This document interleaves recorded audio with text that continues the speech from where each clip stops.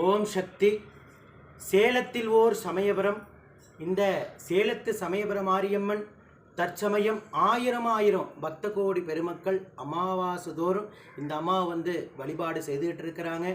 அமாவாசையில் என்ன சாமி அவ்வளவு முக்கியத்துவம் அப்படின்னா, அமாவாசை அன்னைக்கு மொச்சக்கட்டை கத்திரிக்காய் குழம்பு வச்சு முருங்கைக்கீரை பொரியல் செய்து 3 அடுக்கு சாதம் வைத்து பச்சரிசி மாவிளக்கு இடித்து அந்த மாவில் ஜோதியாக ஏற்றி உடுக்கி அடித்து பாட்டு பாடி அம்மாவை அந்த ஜோதியில் ஆவாகனம் பண்ணி அந்த ஜோதியை எடுத்துகிட்டு வந்து ஆகாரத்தில் வச்சு அம்மாவை சாப்பிட வச்சு அந்த படையில் குழந்தை பேர் இல்லாத பக்த கோடி பெருமக்களுக்கு கும்பிட்டு கொடுத்தா உடனுக்குடனே குழந்தை பேர் கிடைக்கும். அதே போல் அம்மாவுடைய சூளத்தில் 1 ரூபாய் நாணயத்தை மஞ்சள் துணியில் முடிஞ்சு உங்கள் வேண்டுதல் எதுவாக இருந்தாலும் சரி கட்டி முடிஞ்சிங்கன்னா அம்மா உடனுக்குடனாக அதுக்குண்டான தீர்வை கொடுக்குறாங்க. சரி சாமி, இந்த அம்மா எப்படி இங்கே உருவானாங்க, எத்தனை ஆண்டுகளுக்கு முன்னாடி உருவாங்க அப்படின்னா, அம்மா ஆதியில் சுயம்பம்மா, கீழே சுயம்பாக இருந்தாங்க. பூர்வீக இடம் தாத்தா வழிபட்ட அம்மன். நான் சின்ன வயசுலேருந்து அம்மாவுக்கு கைங்கரியம் செய்துக்கிட்டு இருக்கேன்.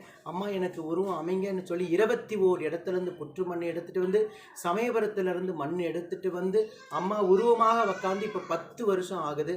அதே போல் சேலம் புதிய பஸ் நிலையம் இறங்கிட்டு சாமிநாதபுரம் இபி ஆஃபீஸ்ன்னு கேட்டிங்கன்னா எல்லாத்துக்குமே தெரியும். இபி ஆஃபீஸ் ஏத்தாப்பில் சேர்ந்தது அம்மா குடிகொண்டு இருக்காங்க.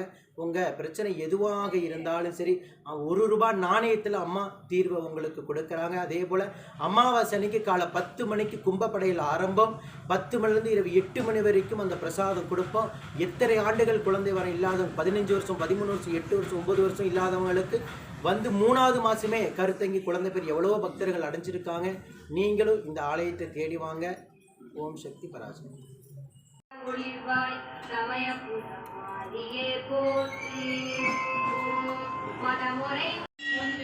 காமதேனுவே ஸ்ரீ சமயபுரமாரியே போற்றி போற்றி.